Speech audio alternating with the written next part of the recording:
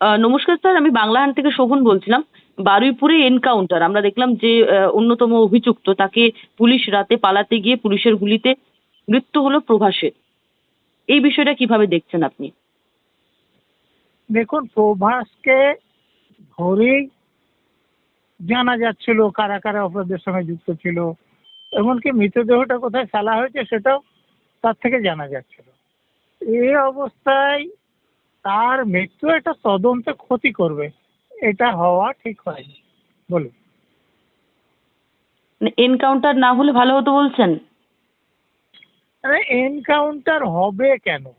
তিনি একজন ধর্ষণ খুনের আসামি।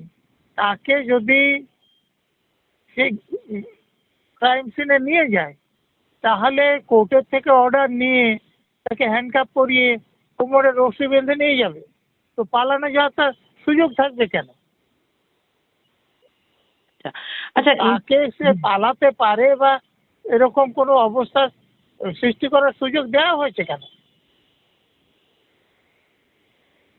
ইতিমধ্যে বিভিন্ন জায়গায় লেখালেখি চলছে যে সিপিএম মূলত বিভিন্ন জায়গায় দাবি করছে যে এটা সাজানো একটা ঘটনা এনকাউন্টার। তাকে বিষয়টি ইচ্ছে করে ইচ্ছাকৃতভাবে করা হলো। কি বলবেন এই বিষয়টা নিয়ে? দেখুন, আমি তো বলছি যে তাকে মেরে ফেলার ফলে তদন্ত ক্ষতিগ্রস্ত হলো। কারা কারা আরো যুক্ত ছিল, কি জন্য হয়েছিল, অনেক কিছু জানার বাকি ছিল, এবং সে তো বলছিল।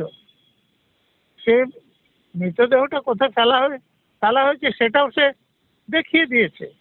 তো তাকে খুন করে দেওয়া মানে তো তদন্তের ক্ষতি করা।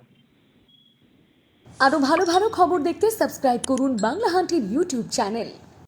বাংলা হান্টের আরো খবর দেখতে নজর রাখুন।